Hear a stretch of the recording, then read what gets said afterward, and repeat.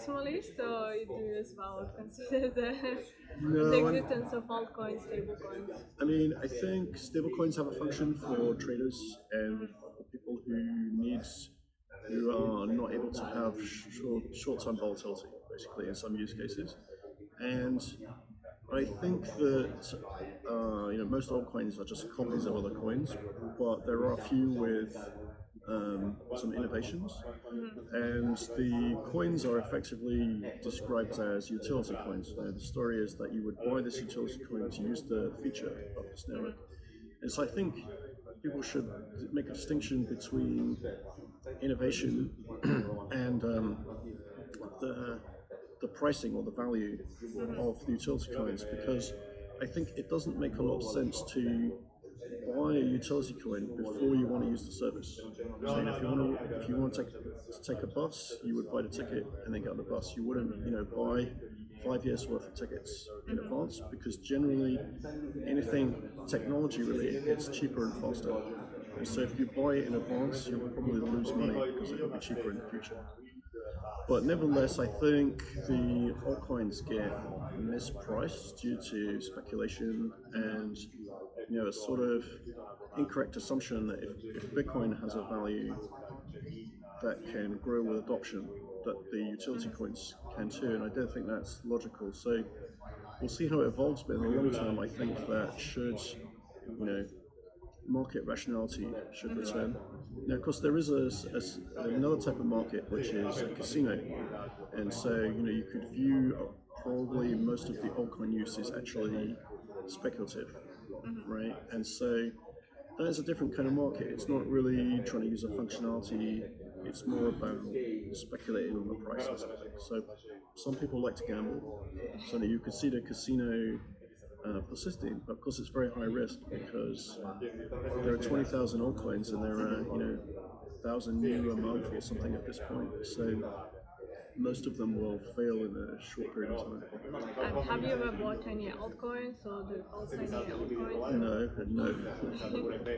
And what do you see as the value in Bitcoin? Well, I think the fundamental value is that it provides a bearer electronic cash for the internet, and so in person there is competition, which is you can use physical cash, but on the internet there is no permissionless electronic money. So I think there's a unique value proposition for Bitcoin that banks can't compete with, which is you can receive and store and transact money without needing any identity, without needing any permission, and globally anybody can do it with just a relatively cheap phone. So I think that's the fundamental value, and then because other people who may not even need that functionality if they're just living in Switzerland or something like that, and they're using francs. Maybe they don't have a use to send money internationally, maybe their local money is not being censored, but they can see that lots of other people want to use it and the adoption is growing, so it makes sense to them to invest in the future adoption. And unlike with the internet, with the internet there was no currency, so if you want to invest in the future growth of the internet, you'd buy stocks in an ISP or stocks in a company that makes internet equipment, like Cisco or something like that. And in Bitcoin, there is a native currency, so you can buy the currency, which is going to be a proxy for future adoption. So if the adoption goes up 10 times, that's going to affect the price. So I think you get then a kind of sort of positive feedback loop between adoption and Bitcoin as an investment or savings. And it's also, if you think about what it is fundamentally, with a proof of work, it is a new money technology. So it's a bit like evolution of technology for gold or something, right? So historically, I think people chose gold because it was scarce. And because it's scarce, that implies it must have a cost to produce. If it was cheap to produce, it wouldn't be scarce anymore, right? And so I think Bitcoin replicates that functionality, but in a more modern way, and so it can be digital and transacted globally, and also verified more easily with a small computing device, where you can verify gold, but it's more of a process. So is Bitcoin store of value or money for you? In this case? Both, I think. Yeah. And as well, can you share some upcoming plans for the Blockstream? Yeah, I mean, so we're providing actually hosting for other people's miners and some mining ourselves. And something else we're working on is Simplicity, which is a next generation security first contracting system for Bitcoin. And so we will deploy that in Liquid first, probably early next year. And so we're hoping that eventually that would become available in Bitcoin, but of course that depends on consensus among technical people and the users ultimately. The advantage of Simplicity is that it gives general extensibility. So, for example, last year Bitcoin added strong signatures, and if Bitcoin had Simplicity, you wouldn't need to add a soft fork to implement it. Programmers could just implement it directly in Simplicity. So that kind of self-extensibility to implement a wide range of things and to do it in a way that can provide formal proofs of the behavior of the programs is interesting, and I think is probably the best path for Bitcoin to be able to ossify, to stop changing base layer. And I think if the base layer can slow down changes and not really be changed, it adds more confidence that it's a very long-term thing, that there's less ongoing risk. And so I think you want that kind of modularity where the base layer is predictable. And you see it on the internet that the lowest level on the internet is TCP/IP, and it effectively hasn't changed that much in, I don't know, 35, 40 years or something like that. And so I think with Simplicity, there's a prospect for Bitcoin to go in that direction. And can you tell us more about Cyberpunk movement? So, like, what is to be Cyberpunk means, and as well, like, about also some people even wrote like in some media that you might be a possible Satoshi. So, well, yeah, there was a period where the media was very interested to speculate who is Satoshi, and with Newsweek and Dorian and all the different people. I'm not Satoshi, but people look for somebody who is involved in electronic cash before, and so they take guesses. And then what is Cypherpunk? So I think the thing that was common amongst the Cypherpunk is that it was a mailing list in part, right? Was that they were interested to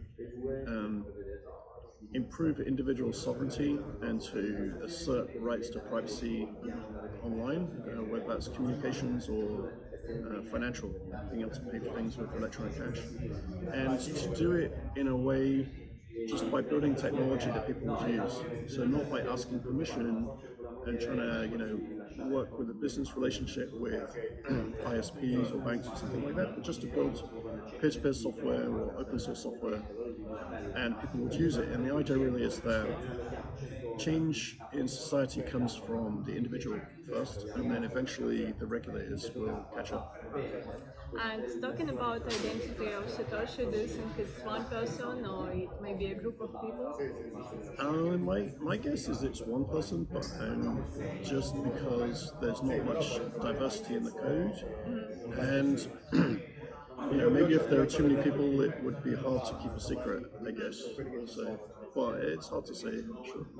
And as well, have you been keeping in touch with Satoshi for some time, or like have you No, I tried to don't. email back or something? I didn't, and I think he stopped many years ago communicating. So there are some mails that were shared or posts that I think he said something like he was moving on to other things, and that I think he basically didn't communicate with anybody after a period, maybe 2012 or something quite early actually. And is it a good thing that creator of Bitcoin is anonymous or not? And what will happen if, for example, the creator of Bitcoin will become public? Yeah, I think it's a good thing because a lot of people, like individuals and media, think about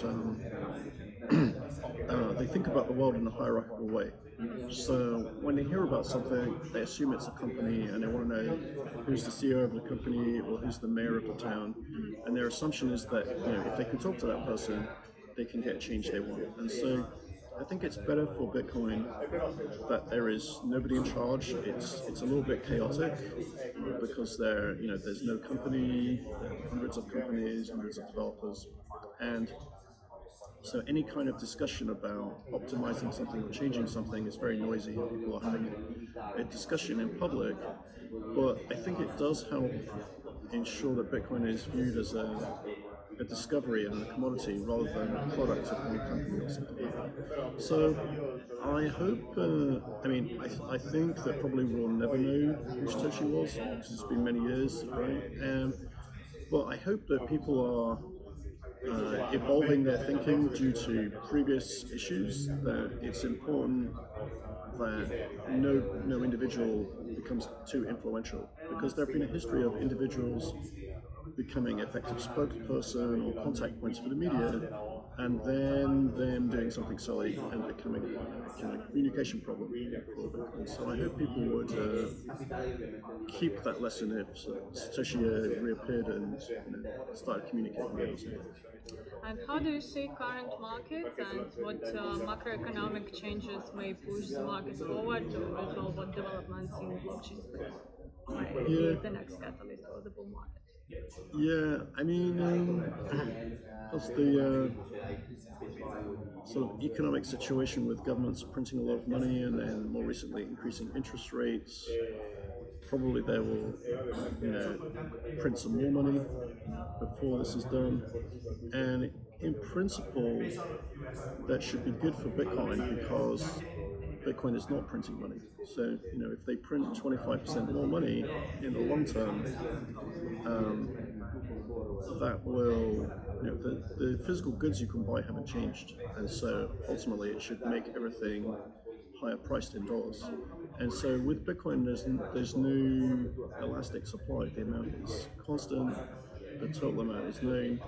And so it should influence the exchange rate. If you look at Bitcoin as kind of more stable quantity of money. Now,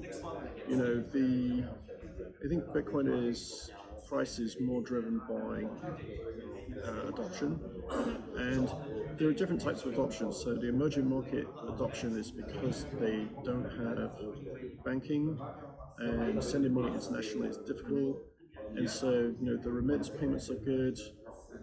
So that's one adoption driver. But then the other adoption driver in more developed countries is Bitcoin as a savings or inflation hedge asset type.